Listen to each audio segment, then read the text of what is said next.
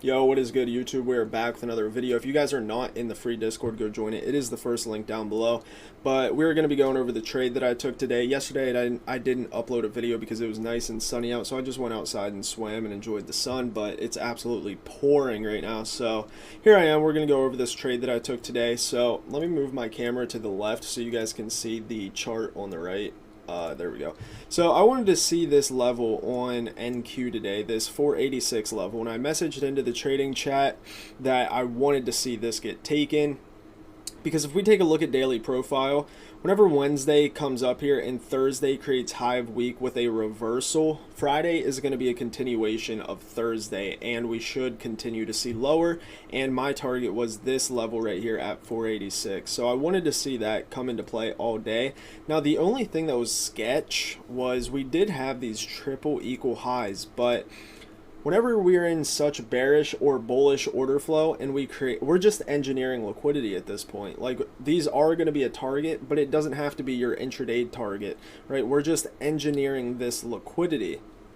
So noticing that we created equal highs, but we're in bearish order flow, we want to see lower. These equal highs truly do not matter at the time given if we were going to see a reversal on the lower time frame. So these equal highs didn't bother me that much. And then I had this intraday sell side level drawn out because if we were going to continue higher, even though the weekly profile was going to say lower, I was going to take it off there, but I had my limit down here at this 486 level. So going down to this chart, we can see this 15-minute imbalance, and if we go to the 5-minute, we can see this wick. So we can measure out 50% of this wick, and we can see that we were respecting this wick, right? The 1 minute does get a closure above, but we create those equal highs. So once we start to, like, I'm not confident that we're not going to go take these equal highs up at this point, but once we start disrespecting all of these bearish fair value gaps, or bullish fair value gaps, and we disrespect this bullish fair value gap, because if we're going to go to those equal highs, we're going to respect this, right, to go to those equal highs, because we have an order block here, right? We had this 930 stop run, but I wanted to still see shorts, right? Everything I wanted to see was happening. The only thing was not taking this buy side level. So they're trapping both shorts and longs at this point, right? Break out to the downside, get stopped out. Break out to the upside, get stopped out. So I was in alignment with the bearish order flow and the overall weekly profile. So once we close below that 5-minute bullish fair value gap, I was like, yeah, I do want to see shorts now. So we come up into this fair value gap, but I'm still waiting, because if I short here, my stop loss is 60 points. Right, so it's 60 points. I'm not one to risk over 25 or 30 points. Even if it is a 2R, I still don't want to risk this much money. So I went down to the 15-second, and we didn't fill this imbalance until we already took that low. So then I was just going to continue to wait, right? So I'm waiting and waiting for everything to be in alignment. We come up. We respect this fair value gap, and this is where I want to see shorts start to play out, right? Even though they are already playing out from this, I still want to see a internal model to target this external low. So once we come up here and respect this, I measure out the 50% of this wick, and I put this 50% level right there. I go down to the 15-second chart and I wait. We come up, we tap it, also a 15-second imbalance. As soon as we create this, I put my limit order right here, and I'm chilling, right? So here, remember my 60-point risk. Even if I shorted here, my stop is 43 points. I'm still not willing to risk that. But right here, when this happens, my stop is what? 26 points. I'm okay with an NFP day, right? NFP, it's a super volatile day. And if we look at this daily chart, we can see we're getting very volatile days. So I'm like, okay, 26 points, I'm okay with that. So once that gets created, I put my stop loss at that high. I put my PT down here. And then right there, I get out for a full 109 points. So shorted as soon as we can. Actually, I got filled a point above. So 95.25, and then I had my stop up here. And that was the trade, right? This should be a protected high. We sweep this high, hit a higher time frame PD rate. Even if it's a 1 minute, it is a 1 minute, right? And right, we're expecting this order block, this low to get taken. Everything that is in bullish alignment, we are thinking is going to get disrespected, right? If we go to the 1 minute, we already ran through all these, right? This is the last fair value gap trying to keep us afloat, but we're anticipating it's going to get ran through, right? And I want to make this real quick, because there was people in the Discord that took positions off whenever we SMT'd that low. So we SMT this low right here, right? ES takes it out, and Q does not.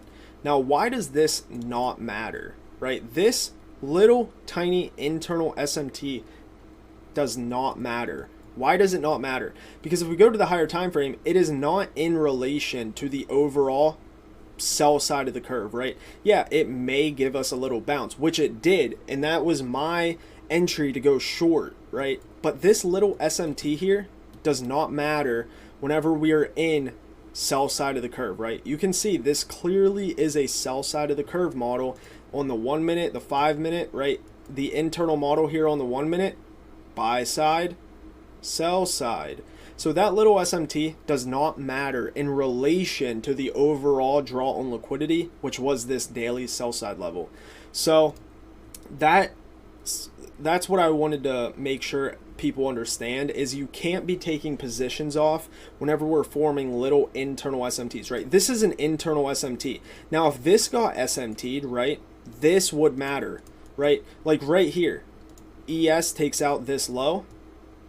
Let's say you're short from up here. You're short up here.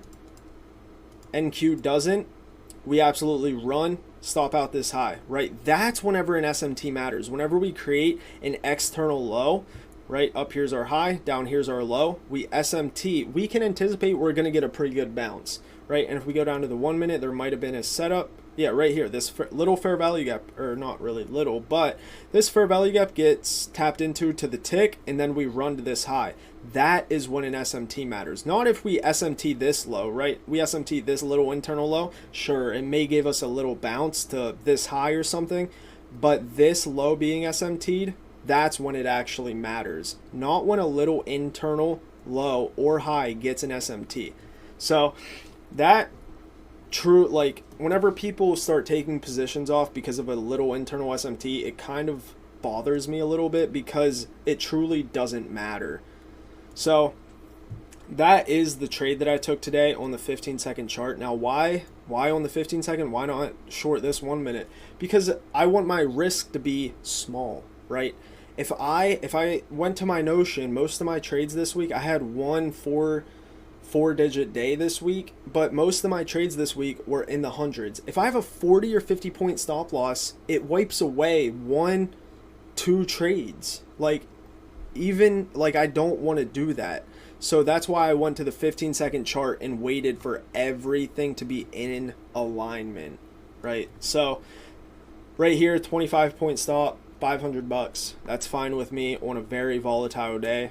We deliver straight down to that low. And notice, right when I enter, we get that clean distribution, right? Throughout all of this, we're getting pullbacks. Pullback after this 1 minute fair value gap, pullback right here. Goes down, pullback. Right here, whenever we stop a high out, right? Notice, all of these don't stop a high. This high does not matter. Whenever we put in a high, go lower and create a swing low, and then stop that high out, that's whenever it is an actual stop run, and then we should get clean distribution lower, right? Like right here, we don't stop that high out, we get a pullback. We don't stop a high out, we get a pullback. Don't stop a high out, pullback. Stop a high out, and then we get clean distribution lower. That's why it's quick. So if you didn't enter here, right here's another fair value gap you could have entered on, and then I moved my stop to break even once we swiped that low, and then we just absolutely dumped. So that was the trade for the day, and I'm gonna call it a day. How long was that trade? 1 minute, 2 minutes, a 3 minute trade. 3 minutes to make 2K.